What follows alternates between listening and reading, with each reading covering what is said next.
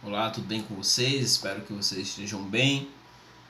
Nesse dia eu quero trazer aqui uma palavra, para a sua reflexão.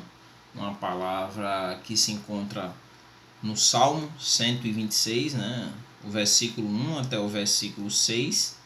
Eu não vou ler, eu vou expondo aí, eu vou lendo ele de forma gradativa, Vamos entender o contexto desse salmo para que eu diga qual será o tema esse devocional para a sua vida, Esse salmo, para entender esse salmo, nós precisamos entender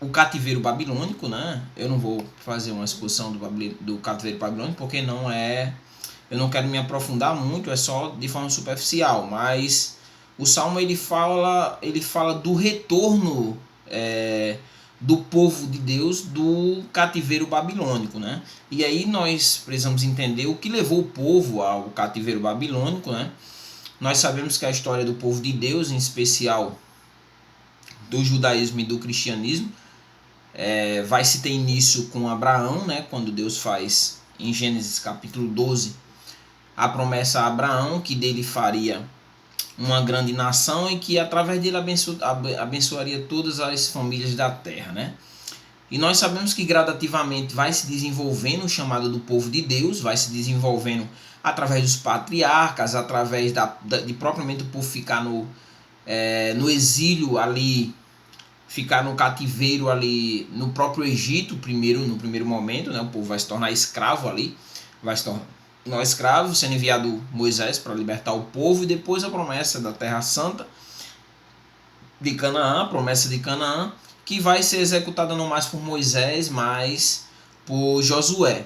Depois vai vir os juízes, onde o povo vivia uma vida, cada um vivia como queria. Depois nós vamos ter a monarquia, depois vamos haver a quebra da monarquia, a divisão de reinos. E aí o povo nesse decorrer vai viver uma fase de idolatria, e até chegar ao cativeiro, O cativeiro da Síria e o cativeiro babilônico em específico, que trata o texto. Então, esse é o contexto, E aí o enfoque do salmo, até na epígrafe aqui está o louvor pelo retorno do cativeiro, Vai ser o enfoque que o povo de Deus vai dar nesse retorno, o retorno que o povo esse enfoque a esse retorno do cativeiro babilônico, Então esse é o contexto, E Deus proveu o tempo desse retorno do cativeiro, E o que nós vamos ver é o povo expressando a sua alegria, que de certa forma é indescritível após um longo período que eles passam ali no exílio, Do versículo 1, você vai observar, você lendo aí, do versículo 1 até o versículo 3, você vai ver a manifestação da alegria desse povo, com referência, depois de tanto tempo ali naquele cativeiro, eles vão retornar para a sua terra, Um tempo que eles passaram lá exilado, longe, alguns de parte da sua família, longe da terra prometida, longe ali da sua etnia. E a primeira coisa que vai ser manifesta vai ser a alegria dessa liberdade, devido a essa liberdade, O texto vai dizer assim, o versículo 1: quando o Senhor trouxe os cativos de volta a Sião. Então o Senhor é que proveu esse retorno, e vai expressar exatamente como que o povo ficaram. Então eles ficaram como quem sonha, como se ali fosse um sonho retornar, Como se tivesse acabado um pesadelo e o povo retornava, o retorno desse povo para a sua terra, era como o salmista expõe, como se fosse um sonho, Ele vai dizer que o versículo 2, a boca dele, a boca do povo se encheu de riso, Uma alegria indescritível através do seu sorriso, Mas não só isso, a língua daquele povo, eles sorriam de alegria e eles expressavam cânticos, Cânticos de alegria, E aí eles expressavam também, E não só isso, mas as outras nações expressavam, E dizia assim, e se dizia entre as nações, O Senhor fez grandes coisas por eles. Quer dizer, o testemunho das outras nações: olha aí, o Senhor fez grandes coisas por esse povo aí. Mas não somente o Senhor, mas eles também, o texto vai dizer, sim, o Senhor fez grandes coisas por nós, eles testemunham para as nações, realmente é verdade, o Senhor, ele fez grandes coisas por nós, esse é o motivo da nossa alegria. Então a primeira parte do Salmo vai expressar a alegria desse povo com relação à liberdade depois de tanto tempo terem sido feitos cativos no exílio, né? Ali viver longe da sua terra, viver oprimido ali pelo seu, sendo vassalos ali de outros, né? E o versículo 3, ele vai expressar, vai trazer aqui uma promessa de vida, a promessa de vida do Senhor para esse povo. O texto vai dar continuação ao restante do texto, né? Ao versículo 1, 2 e 3, né?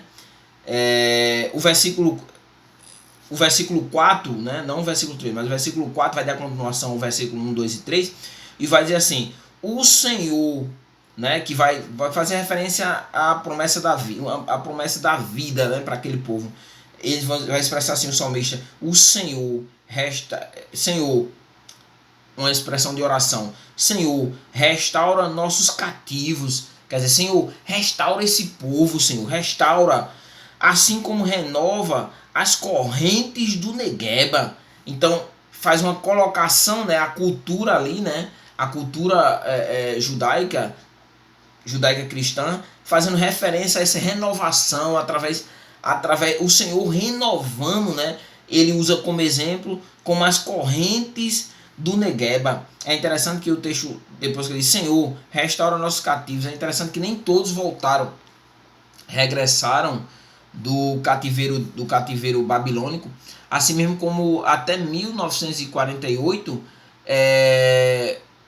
depois de Israel ser restaurada ali como nação, ainda vai haver muitos, até hoje as pessoas ainda regressam para Israel, né? Então uma promessa de vida, uma promessa de restauração, né? Que é um enfoque que o Senhor, a oração é para que o Senhor traga essa restauração, né? Ele usa como exemplo a cultura, né? Assim como renova as correntes do Negueba, né? A questão da água, da chuva, né? Que era a cultura judaico-cristã, se dá em torno do deserto, né? E na terceira parte do texto, que é o versículo 5 e 6, né? Dividido em 3 partes, né? O texto vai trabalhar agora a questão, ok, estamos felizes com esse retorno, por Deus ter nos trazido de volta, Ele vai restaurar, né? Nós clamamos para que Ele restaure esse povo, esse povo que foi cativo, esses que ficaram lá, esses que voltaram, que haja essa restauração. Mas agora nós que já temos alegria porque o Senhor nos trouxe de volta, temos alegria porque Ele restaura o seu povo, agora nós devemos também trabalhar. Então o versículo 5 e 6 traz o desafio do trabalho, né?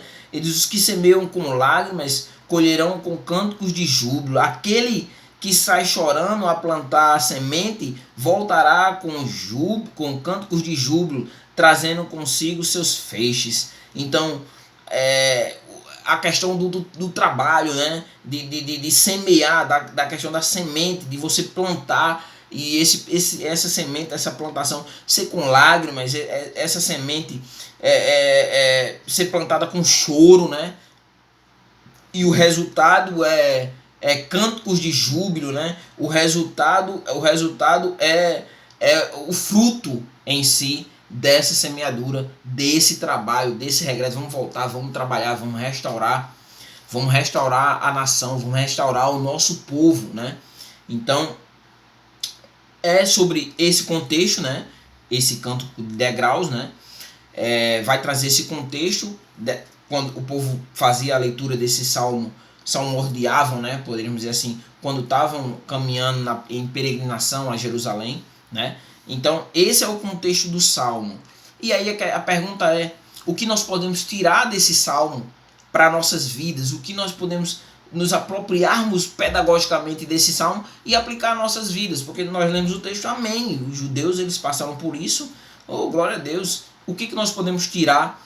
O que você pode tirar desse salmo para a sua vida? O que eu posso tirar desse salmo para a minha vida, né? Ou poderíamos dizer, o que isso nos ensina, né? O que isso nos ensina, a primeira coisa é que tudo tem um tempo determinado. Tudo na sua vida tem um tempo, existe um tempo determinado por Deus para todas as coisas, para todas as situações, para todas as circunstâncias que acontecem na sua vida. Existe um tempo para a provação que você passa na sua vida. Existe um tempo para a tristeza que você muitas vezes vai passar um momento de alegria, de tristeza também, mas existe um tempo para essa tristeza acabar. Existe um tempo para que Deus manifeste sua obra em nossas vidas, assim como mostrou a sua obra na vida desse povo ao regressar, trazê-los de volta a Israel, né? Mas não somente isso, mas nós podemos tirar outra lição, né? É que Deus, ele restaura o mais vil pecador. Você imagina que esse povo estava lá, desolado, sem alegria mais de viver, muitos deles, decepcionados, abandonaram, até abraçaram a cultura ali babilônica, mas Deus, ele restaurou o seu povo, e ele restaura o mais vil pecador. É interessante porque em Efésios 2:1 diz que ele vivifica. Ele nos vivifica, estamos nós mortos em nossos delitos e pecados. Ele vos vivificou. Então Deus nos traz vida. Jesus, quando tem um encontro com a mulher samaritana, ele diz: se você beber da água que eu lhe der, rios de água viva fluirão dentro de você. Então o Senhor restaura. O Senhor restaura casamento. O Senhor restaura empregos. O Senhor restaura todas as áreas da sua vida, e dentre elas a principal, você está ouvindo, a sua vida espiritual. Porque tudo nessa vida vai passar, mas a nossa vida espiritual, nossa comunhão com o transcendente, com Deus, essa nós não podemos perder jamais. Nós temos que estar sempre com esse foco. E a terceira parte é que Deus, primeiramente, Deus, ele tem um tempo determinado para a nossa vida, para situações. Deus, ele restaura o mais vil pecador em situações na nossa vida. E para finalizar, Deus nos restaura para a sua obra. Então, Deus restaura o seu povo, não para que ele fique nécio, mas para que ele semeie com lágrimas, para que ele plante com lágrimas, para que ele possa colher, né? Tiago 2:26 diz que a fé sem obra é morta. Então Deus nos restaura para que nós cumpramos a sua vontade, para que nós praticamos a sua vontade, para que nós possamos dar frutos. Em Mateus capítulo 7, versículo 16 ao 20 diz: pelos seus frutos o conhecereis. João 15 fala também sobre a questão da árvore e os seus frutos, na questão que nós como cristãos temos que dar fruto e ser poldados cada vez mais pelo Senhor, para que possamos dar mais frutos a esse mundo que se encontra em trevas e distante de Deus. Então, para finalizar, eu quero te dizer uma coisa. Para finalizar essa exposição básica, simples, eu quero te dizer uma coisa. É que tudo na vida passa. Talvez você esteja passando por um momento de angústia, até mesmo você pode até ter pensado em tirar a sua própria vida, desistir de situações que você acha que não vai conseguir chegar ao fim. Mas eu te digo, chega sim ao fim, porque tudo na vida tem um tempo determinado. Então que você possa ter um dia de paz ou uma noite de paz, que Deus possa abençoar ricamente a sua vida. E fica essa palavra para o seu coração. Tudo na vida tem um tempo determinado e Deus determina esse tempo e tudo vai passar. E no final você dará fruto. Que Deus te abençoe.